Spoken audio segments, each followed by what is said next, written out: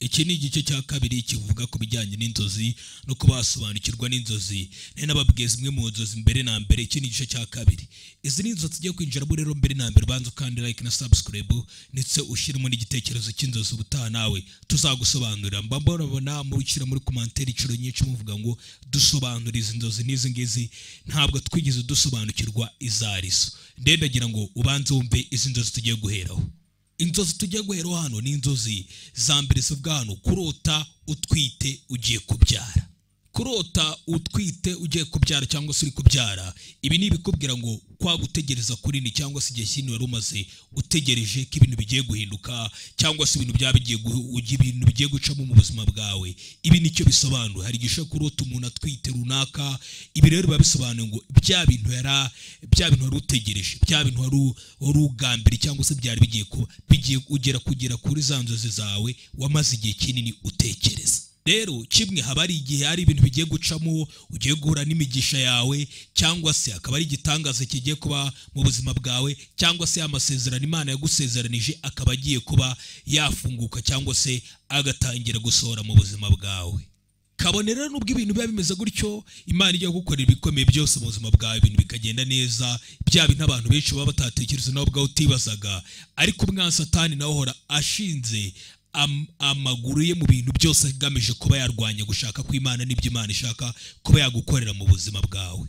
Ibi ngibi tubisanga muri Yohana n'ubundi nk'uko byagiye bivuga muri Yohana ibice 16:21 haratubwira ati, reka turaza guhera muri Yohana ibice 16:20 dusome na 22 nta kibazo. Haratubwira ati, nukuri ndababwira yuko mwebweho muzarira mukaboroga, ariko ab'isi bazanezerwa. Mwebweho muzababara, ariko umubabaro wanyu uzahinduka umunezero. Umugore iyo aramukwa arababara kuko igihe cye kisohoye, ariko iyo umwana amaze kuvuka ntaba kibuka kuribwa kuko anejejwe nuko umuntu avutse mu isi.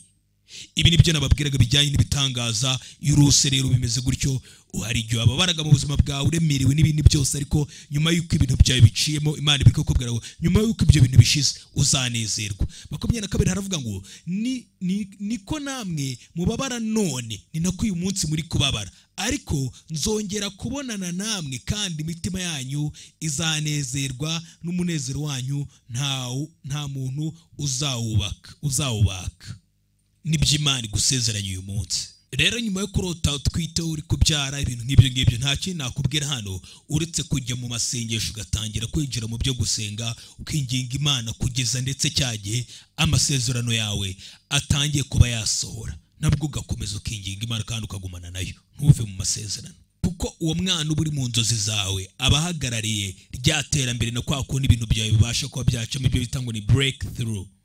Rero ntuzigere wemera iryo terambere ryawe cyangwa se ibyo bintu bidasanzwe byaba bigiye kuza mu buzima bwawe bipfa cyangwa se ngo byangirike. Ibise rero bigereranwa n'ibyo bibazo uri gucamo bikuremereye mu buzima bwawe mbere y'uko n'ubundi ibintu bibasha kuba byacamo, kuko uba umeze nk'utwite. Kandi ibise birababaza, ibise biraryana mbere y'uko umuntu abyarwa cyangwa se buri ko n'umuntu umubyeyi abyara. Niyo mpamvu nawe mu bihe waba uri gucamo, mu gihe waba uri kuribwa n'ibihe urimo ubabajwe uremerewe n'ibyo bintu byose, nyine ibise birakurya, ibise biraryana cyane. Na mbere y'uko iterambere ryawe riza rero ni handi uca mu bibazo biremereye cyane, ugomba kujya umenya ubwenge. Inzozi za kabiri ni inzozi uzarota uzirikishijwe iminyururu cyangwa se ufunze. Inzozi uzarota ubwawe ushoboye kuba uri mu munyururu uziritse cyangwa se ufungiye ahantu. Iteka izi nzozi zihora zigaragaza ko hari ibintu uri kubuzwa cyangwa se igarukiro, cyo bita limitation. Bene izi nzozi ntabwo aba ari nziza, yewe igihe cyose wazigira ukabona uziritse cyangwa se ufungiye ahantu uri nko muri gereza. Kuba wagira inzozi nk'izi ngizi waba ufunze, waba ufungisha iminyururu cyangwa se ufungiye ahandi hantu, ntabwo ari nziza, ahubwo zivuze ahubwo ko ari abadayimoni bamaze kukwinjiraho cyangwa se bamaze kukwizirikira, bagamije kuba baguca intege no kugira ngo utagira ikintu na kimwe ugere cyangwa ubasha gukora. Niyo mpamvu nanjye nshaka ngo uhumure, ariko nanone ubigendane n'iri sengesho cyangwa se n'iri sezerano twahawe muri Yesaya ibice 61 umurongo waho wa mbere. Aha haragira ati, umwuka w'umwami Imana ari kuri njye, kuko Uwiteka yansize amavuta ngo mbwirize abagwaneza ubutumwa bwiza, yantumye kuvura abafite imvune mu mitima no kumenyesha imbohe ko zibohowe no gukingurira abari mu nzu y'imbohe. Kabiri naho aratubwira ati kandi yantumye no kumenyesha abantu umwaka w'imbabazi z'Uwiteka n'umunsi Imana yacu izahoreramo inzigo no guhoza abarira bose.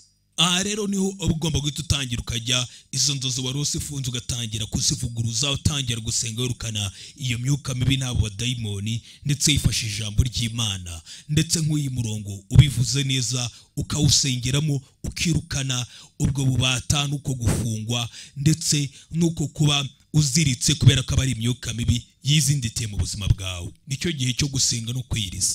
Ibyo byose ubisengera mu izina rishobora byose ariryo rya Yesu Kristo, twahawe mu gusengeramo no guhabwa imbaraga muri we.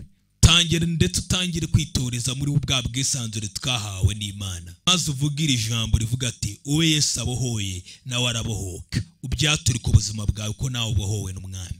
Nkuko nanone muri Yohana ibice bya 8:36 aratubwira ati nuko umwana n'aba batura muzaba mubatuwe by'ukuri. Inzozi za gatatu ni inzozi zarota noneho ubwawe utari kubasha kubona inzira, uri kubura inzira. Uramutse urose rero ukubura inzira wisanze ahantu nawe ubwawe utazi, cy'umwanzi Satani aba yishaka nuko aba ashaka ko wowe ubwawe ucanganyukirwa, ndetse ikindi bikagucanga nawe ubwawe ugasigara uri ahantu nawe ubwawe utazi ibyo urimo. Ibi rero iyo umwanzi amaze kuba yagucanga biba byoroshye kugira ngo akugire umuhigo mwiza w'abadayimoni be, agutware mu byo yifuza. Ibi ngibi bivugwa muri Zaburi ya 32:8, aho Uwiteka atubwira ati nzakwigisha nkwereke inzira unyuramo, nzakugira inama, ijisho ryanjye rizakugumaho. Mu gihe ukimara kubona biriya bintu utangira usengere gusobanukirwa kandi usengere kuba wabona amerekezo, kandi saba umwuka wera kugira ngo uguhishurire maze ubashe kuba wabona amerekezo yawe y'igeno ryawe, maze ubashe kuba wamenya aho Imana ishaka kuba wajya naho waba uri, kandi wange kuba waguma aho hantu hari imyuka mibi y'abadayimoni cyangwa se aho hantu hari imyuka mibi y'urupfu, cyangwa se usabe kuba wakinjira ndetse mu butaka bwo kubutunganye, cyangwa se winjire mu bihe byo kubutunganye muri wowe. Inzozi za kane ni ukurota inzozi nanone z'umubano cyangwa se z'umuntu mwahoze mukundana. Rero kurota umuntu mwahoze mukundana aba ari ukuvuga ngo uwo muntu hari imyuka mibi ikibahuje n'uwo muntu, ndetse ishe kuba yakangiza n'ahazaza hawe cyangwa se ikindi kintu icyo ari cyo cyose cyari kibahuje n'uwo muntu muri kumwe. Bivuze ngo mu rukundo rwanyu hari imyuka runaka ikikuzitiye, ndetse ibi ngibi ugomba kuba wafatira umwanya ukabisengera. Mu gitabo cy'Abakorinto ba kabiri ibice 6:14 haravuga ngo nifatanye n'abatizera mudahwanye, mbese gukiranuka no gukiranirwa byafatanya bite, cyangwa umucyo n'umwijima byabana bite? Ibi rero bivuze ngo ugomba kubisengera kandi ukabasha kwikuraho umuntu mwahoze mukundana, kubera ko haba hari imyuka ikiri kubakurura. Mwa mufite icyo bita soul ties hagati yamwe yanyu mwembi. Gerageza uyikuru utangira ibisengero byivanemo wihane burundu. Niyo mpamvu hano nkubwira nti ibonye biriya bintu emera amaraso ya Yesu Kristo akoze, maze akoze ibyari bisigaye muri wowe byose byuriye muntu.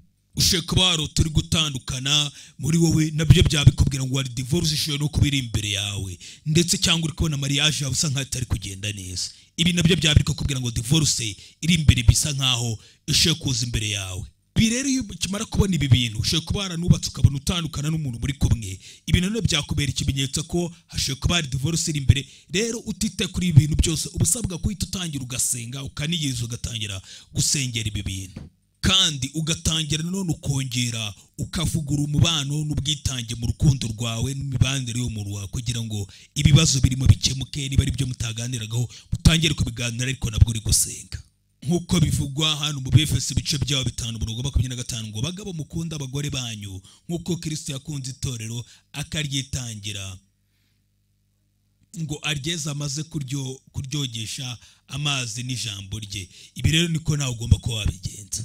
anga buri myuka yose mibi yabigamije kuza kugutandukanya n'umukunzi wawe cyangwa se mwamuri kumwe. Angiza cyangwa se ucyahe wirukana imyuka mibi yose yabiri kukwereka uri kubona mu nzozi igamije kuza kwangiza mariage cyangwa se rushako rwawe urugo rwawe. Emerera rero ryasezerano mwasezeranye rya mariage kugira ngo rikomezwe kandi rikomezwe mu byo uri gukora byose. Ikindi izindi nzozi tugiye kujyaho ni inzozi za gatandatu, inzozi uzarota urota umuriro. Kurota umuriro hari ibintu byawe biri gushya cyangwa se ukarota umuriro uri gutwika. Ibi nanone ni ikimenyetso kikubwira ngo hari igihombo kiri kuza mu buzima bwawe. Uwo muriro uri kuza waka ugaragaza ibitero n'uburyo cy'umwanzi asa nkaho afite umujinya agerageza kuza kukwiba, kukwica no kukwangiza, kukurimbura, ndetse akaza no gutera turi twaduce tumwe two mu buzima bwawe kuko abashaka kugirwaho ingaruka n'ibyo byose.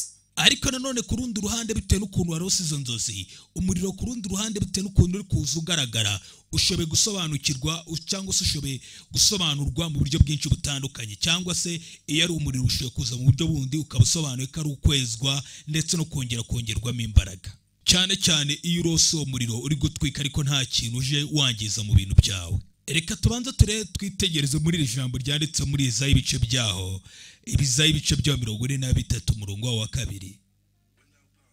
Ati nunyura mu mazi nzaba ndi kumwe nawe, nuca no mu migezi ntizagutembana, nunyura no mu muriro ntuzashya, kandi birimo ibyawo ntibizagufata.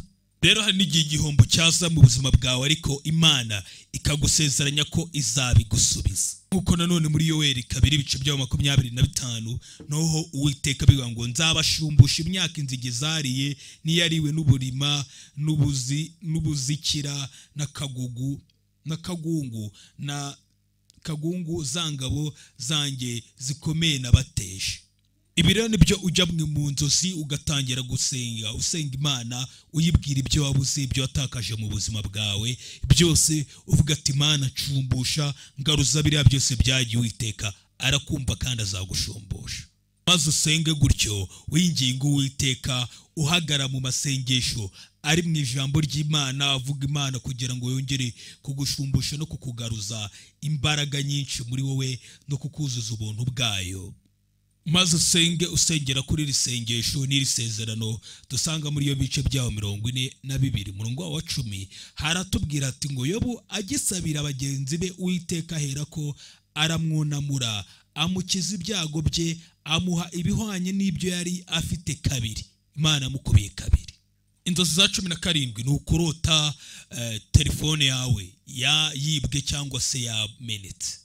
Ibi rero byo bisobanuye gucika intege ryo mu buryo bw'umwuka, cyangwa se kuba wacitse intege mu bijyanye na communication n'Imana habe mu buryo bw'umwuka, ndetse uba wacitse intege nyine byanyabyo mu mwuka. Ibi bizakubwira ngo nanone ubuzima bwawe bw'isengesho busa nkaho bwasubiye hasi, hamaze kujyamo umwanya hagati yawe n'Imana. Bivuze ngo ntabwo ukiri kwiyambaza, ntabwo ukiri gusenga bikwiriye. Abatesalonike ba 2:5 umurongo wa 17 niho hatubwira ati musenge ubudasiba, pray without ceasing. Ibi rero bikabasha kutwereka ko ubundi gusenga niwo murongo cyangwa se niwo murongo dukoresha tubasha kuvugana no mu ijuru, tuvugana n'Imana mwisengesho. Iyo rero izi ntege zo gusenga zicitse intege, none natwe tubasha kuba twatakaza ya communication n'amerekezo twahabwaga n'ijuru mu buryo bw'umwuka. Nkuko muri Yeremiya ibice byaho 33 umurongo wa 3 aravuga ngo ntabaza ndagutabara, mwereke ibikomeye biriho utamenya, tabaza Uwiteka aragutabara. Rero kugira ngo tubashe kuba twabona amerekezo n'uburyo twaba duhagaze tukita ku buzima bwacu bw'umwuka, bisaba kuba n'ubundi dufite communication n'Imana, kandi nta yindi communication twahabwa n'Imana bidaciye mu ijambo ryayo no gusenga. Kandi gusenga buri munsi tugora dutekereza no ku ijambo ry'Imana. Ibyo byonyine nibyo biduhereza connection n'Imana kandi mu buryo bwuzuye. Ndetse niyo turebye nanone muri Yakobo ibice byaho 4:8 ngo mwegera Imana nayo izabegera, yemwe banyabyaha nimukarabe namwe ab'imitima ibiri nimwiyeze imitima. Inzozi zikurikira nizo zigera mu za 8. Inzozi zarota uri kwirukanwa cyangwa se abantu babi bari kukwirukankana. Ibi bizakubwira ko ndetse uri kwatakwa n'imizimu n'abadayimoni bari inyuma yawe, abazimu n'abadayimoni bakuri inyuma, ndetse bagamije kuza kukuwingiza mu buzima bwawe bakagusubiza hasi. Rimwe na rimwe rero hari igihe uzabona inzozi zisa nkaho uri kwirukankanwa n'abantu bateye ubwoba cyangwa se imyuka mibi. niyo mpamvu ugomba guhozaho ugatangira gusenga wirukana imyuka mibi ku munsi cyangwa se buri munsi daily basis kugeza igihe izo nzozi mbi zigiye. Luka ibice byawo 10 umurongo wa 19 ngo dore mbahaye ubutware bwo kujya mukandagira inzoka na scorpio n'imbaraga z'umwanzi zose kandi nta kintu kizagira icyo kibatwara rwose. Ambarisa imbaraga nta bwoba rero utangire guhangana n'imyuka mibi kandi ibintu byose uzayinesha. Izi ni inzozi uba ugomba kudasuzugura kandi ugomba gufata biriseriye bya nyabyo ukabyuba. Izi ni inzozi zikurikiraho ndaza kuzibahereza muri video ikurikira. Webanze ukore subscribe ishyire n'igitekerezo n'inzozi ndaza kugusobanurira. Inzozi zirahari ku bwinshi nanjye niyemeje kubasobanurira paka mbakubita n'amagambo y'ubwenge. Ni William the Future ntugende udakoze like na subscribe unadukurikira ku mbuga zacu. Imana ikomeza kubana namwe.